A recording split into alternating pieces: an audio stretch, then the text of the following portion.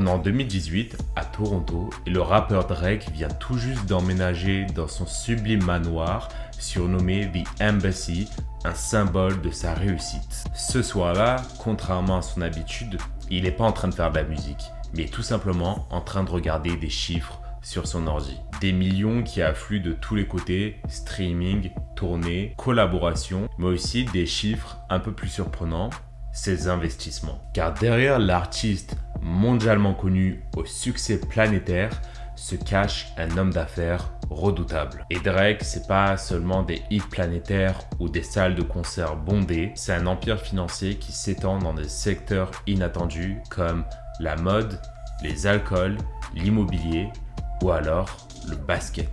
Aujourd'hui mon ami, je vais t'expliquer comment Aubrey Graham, alias Drake, un petit gars de Toronto, a bâti une fortune colossale en diversifiant ses revenus bien au-delà de la musique. Alors, installe-toi bien confortablement. Aujourd'hui, on plonge dans le portefeuille de Drake.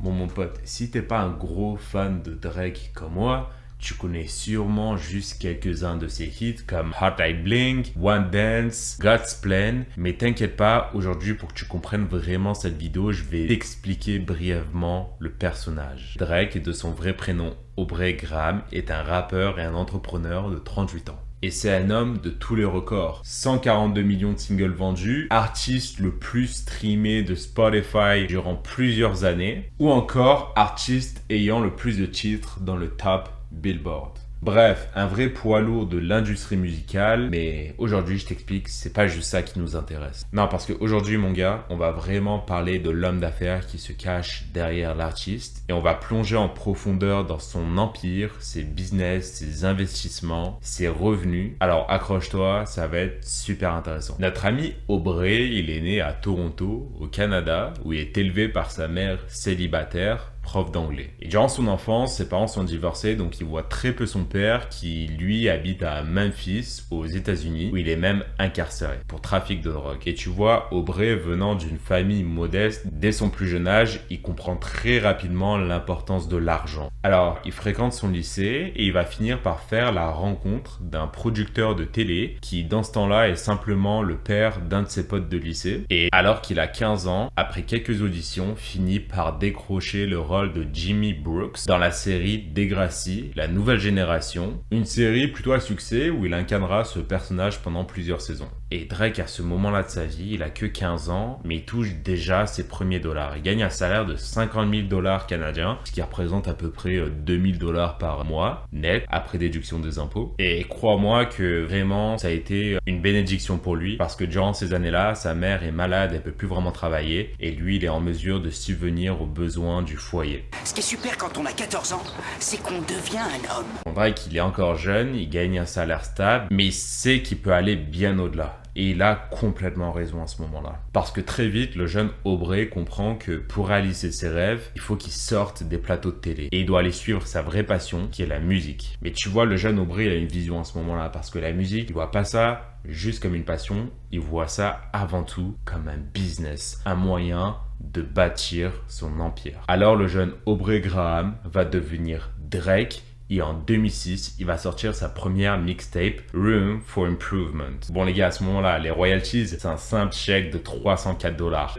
Pas de quoi mettre la daronne à l'abri encore. Mais mon gars, ce revenu modeste marquera ce qui sera le début d'une carrière légendaire. Et accroche-toi bien parce que t'es absolument pas prêt pour ce qui va suivre. De là, les mixtapes sortent et le succès commence à se faire. Il se fait un nom local dans la scène de Toronto. Bon, après 2-3 ans à se faire un nom, il s'envole finalement aux US pour rencontrer quelques labels. Et là, mon gars, Drake a déjà connu un certain succès. C'est une guerre des enchères pour signer Drake qui s'ensuit. C'est même la plus grande de l'histoire à ce moment-là. Et selon les sources, Drake se serait même fait proposer un deal de 2 millions de dollars pour signer avec un certain label. Il va finalement signer avec le label de Lil Wayne, Young Money, qui, je te rappelle, est une grande resta du rap à cette époque-là. Et Drake va très rapidement passer du statut de rookie à superstar en un temps record. Son premier album, Thank Me Later, sorti en 2010, le fait exploser au rang de superstar mondial. Et durant la décennie, s'ensuit des gros succès comme Take Care, Views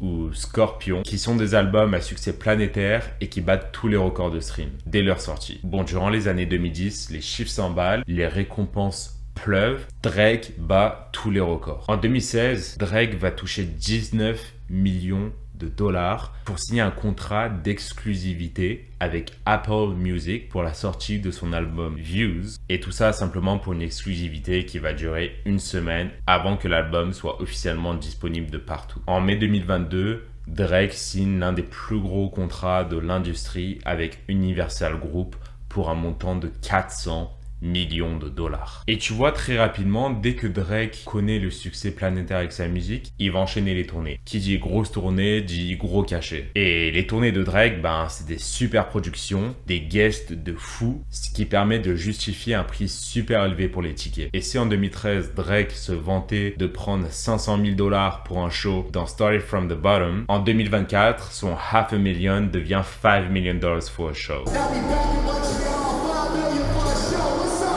Et au total, mon ami, si on prend vraiment le total des revenus générés par ces tournées principales, ce chiffre, mon ami, s'évalue à peu près à 615 millions de dollars. C'est vraiment le montant total qu'auraient généré les tournées de Drake durant toutes ces années. Et ça, mon gars, c'est vraiment sans compter les showcases, les apparitions pour lesquelles il peut se faire payer. C'est absolument démentiel. Mais mon ami, Drake est un gars super intelligent parce qu'il comprend que ses revenus doivent aller au-delà de la musique. En gros, il comprend très rapidement qu'il doit se diversifier. Et dès les premières années de son succès, il va fonder ce qui sera le pilier principal de son empire, le label OVO. Et OVO, tu vas vite comprendre que c'est pas juste un label, c'est vraiment un mouvement. C'est vraiment la marque Drake. Alors ça commence avec OVO Sound en 2012, qui est son label, sur lequel il fera produire ses propres projets et sur lequel il fera émerger des artistes de Toronto qui eux aussi connaîtront un succès fulgurant et finiront par vendre des millions de disques. Je te parle par exemple de Party Next Door ou Magic Jordan. Et ça, c'est super bénéfique parce que non seulement pour sa musique, Drake récupère une part des droits, mais aussi c'est un revenu passif pour les artistes qui développent, parce que ce qu'il fait, c'est qu'il met tout simplement en place un management qui vont travailler sur ces artistes. Et Drake, lui, ce qu'il va faire, c'est qu'il va utiliser son image, son exposition pour mettre ces artistes en avant. Et ça fait aucun doute que quand tu as droit à une exposition de la taille de celle de Drake, forcément ta musique, elle va marcher un minimum. Et l'aventure OVO va se poursuivre avec la création de la ligne de vêtements qui va devenir un vrai empire du streetwear et qui va connaître lui aussi un succès fulgurant. À chaque fois, les nouvelles collections, les suites, les casquettes, les joggings se vendent vraiment en quelques minutes. Et Drake, il n'a pas fait juste du merch, il a voulu développer une vraie ligne de vêtements avec une certaine qualité. Avec cette ligne de vêtements, il va faire un nombre incroyable de collabs. Je te parle des collabs avec Canada Goose, Disney, la NBA ou encore Timberland. OVO Clothing, c'est des revenus de 50 millions de dollars en 2018. Et bon, ce que j'ai fait pour estimer à peu près les revenus actuels, parce que c'est des chiffres un peu anciens, j'ai tout simplement appliqué le taux de croissance de l'industrie qui est de 5% par année environ, qui nous donnerait un revenu projeté de 67 millions de dollars pour 2024. Et encore une fois, c'est tout bénéf pour Drake parce que il s'est associé avec certains de ses amis proches qui gèrent entièrement la marque. Et Drake, grâce à son exposition dans les clips, quand il est en concert, il manque pas une occasion pour mettre la marque en avant. Pour les clients de Drake qui a réussi à bâtir une image tellement forte durant toutes ces années, acheter du OVO, c'est goûter à un bout du lifestyle de Drake, tu comprends? Il va aussi complètement créer en collaboration avec Nike une toute nouvelle marque qui s'appelle Nocta. Nocta, c'est une combinaison entre le streetwear et le sport qui, encore une fois, connaît un succès fulgurant et qui génère des profits année après année depuis son lancement en 2020. Et pour clôturer le chapitre OVO, il va aussi lancer le OVO Fest à Toronto, qui est un festival annuel auquel sont invités plein d'artistes et qui lui aussi va générer des millions de dollars grâce aux sponsors, à la billetterie. Bon, Drake à ce moment-là, il comprend qu'il doit encore étendre son roster de revenus. Ce qu'il fait, c'est qu'au fil des années, il va effectuer des placements de produits, que ce soit dans la mode, l'alcool, le sport. Il va devenir ambassadeur officiel des Toronto Raptors, qui est l'équipe de basketball de Toronto. Avec ça, il va pas gagner d'argent, en fait, il va pas être payé pour, mais il va énormément donner de l'exposition à son image et ses produits à travers l'équipe. En gros, il va assister à énormément de matchs et donner énormément d'exposition à l'équipe via les réseaux sociaux, via ses clips. Alors, mon ami, je suis sûr que tu as vu sur les réseaux sociaux l'image du jet privé de Drake, qui est presque un avion de ligne en fait, Air Drake. Mais je vais t'expliquer un truc. En fait, ce jet, ça lui appartient pas du tout. Parce que en fait, cet avion, c'est à nouvelle fois une collaboration avec Cargo Jet. En gros, le deal, c'est quoi? C'est que Cargo Jet lui ont prêté l'avion et Drake a pu le customiser avec l'aide de Virgil Abloh. Et en gros, cet avion qui vaut 185 millions de dollars de base, Drake le paye pas du tout. Il est vraiment prêté par la compagnie. Puis lui,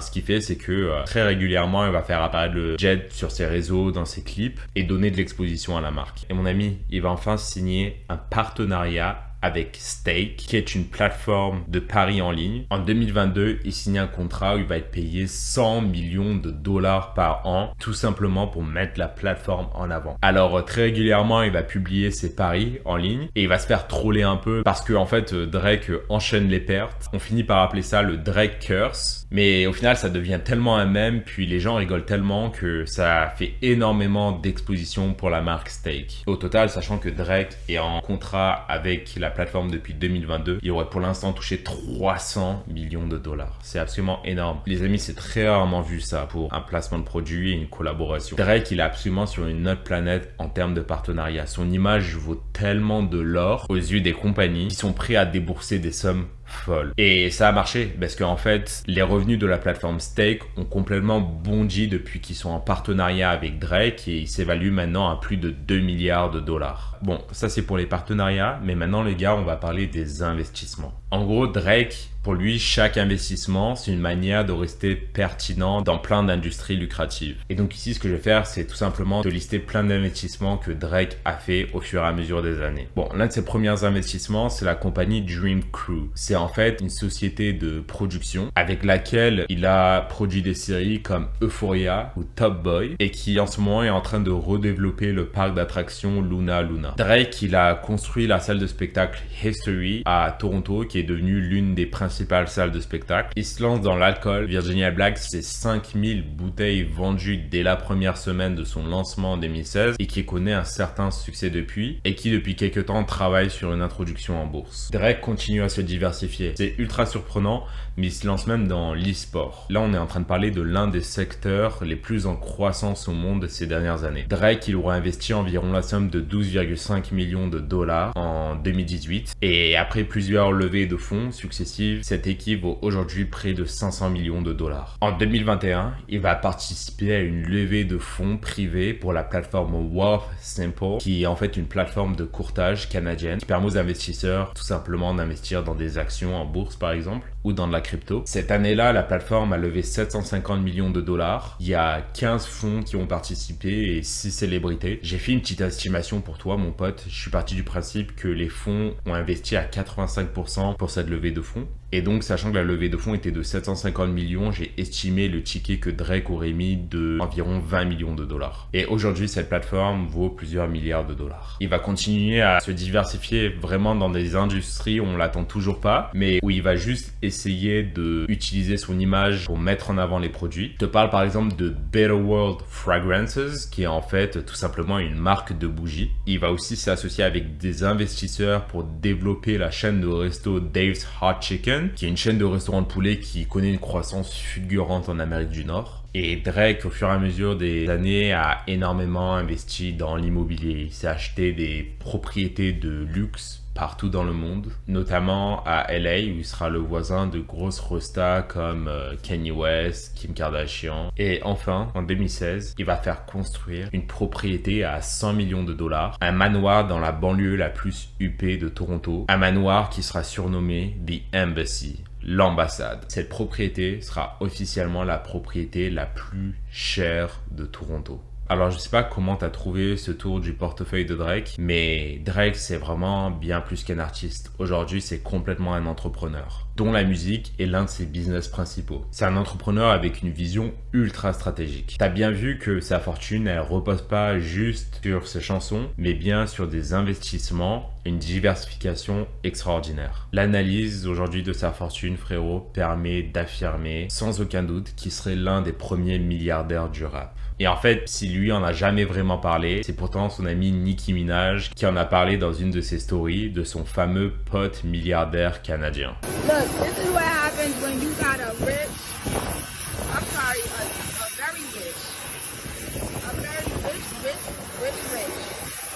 Canadian friend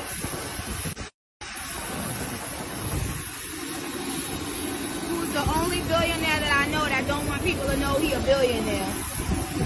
Et là, tu vas me demander, mais Drake, c'est un mec du rap. Pourquoi il resterait si discret s'il était vraiment devenu milliardaire? Mais encore une fois, mon ami, tout ça, c'est une décision encore business. Parce que Drake, pour son image, pour sa musique, il doit rester relatable, c'est-à-dire qu'il doit rester accessible et qu'il parle à tout le monde. Alors si les millionnaires, ça fait souvent rêver les gens, c'est inspirant et c'est synonyme de succès. Les milliardaires sont souvent vus comme des personnes détestables et moins en phase avec la réalité. Tout ça, mon ami, ça pourrait heurter son image et donc sa musique. Ça, Drake le sait pertinemment. Pour finir avec une anecdote, mon ami, Drake à ce jour continue de percevoir des paiements résiduels pour son apparition dans la série Degrassi. En 2017, il a même partagé sur Instagram une photo d'un chèque d'un montant de 8,25 $, montrant les modestes revenus résiduels qu'il perçoit encore de la série, bien des années plus tard. Mon ami, je veux vraiment que tu retiennes une chose. Drake, comme beaucoup d'autres, c'est pas juste un artiste. C'est la preuve qu'avec de l'ambition, une vision claire, n'importe qui peut bâtir un empire.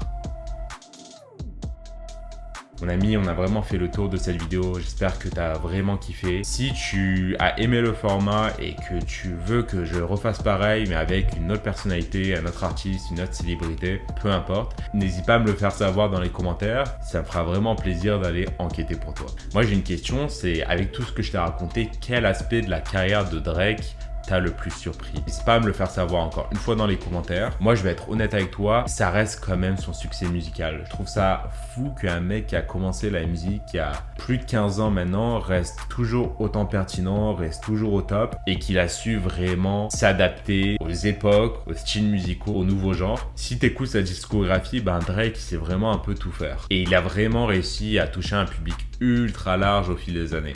Bon mon ami, j'espère que tu as vraiment kiffé cette vidéo. Si c'est le cas, comme d'hab, tu lâches un pouce bleu. Si tu vas être sûr de manquer aucune de mes autres vidéos, mon gars, il faut que tu t'abonnes. C'est simple. Alors je t'invite à tout simplement cliquer sur le bouton s'abonner. On va se retrouver tous les dimanches pour une nouvelle vidéo. Un grand merci à tous ceux qui ont rejoint la chaîne. Vraiment, ça m'a énormément fait plaisir ces dernières semaines. J'ai encore beaucoup d'idées, beaucoup de formats différents à vous proposer, beaucoup de vidéos. Alors ça me fait plaisir que vous suiviez l'aventure. Croyez-moi, on va essayer d'aller le plus loin possible ensemble. Et moi en attendant, je vous dis bye bye et à la prochaine.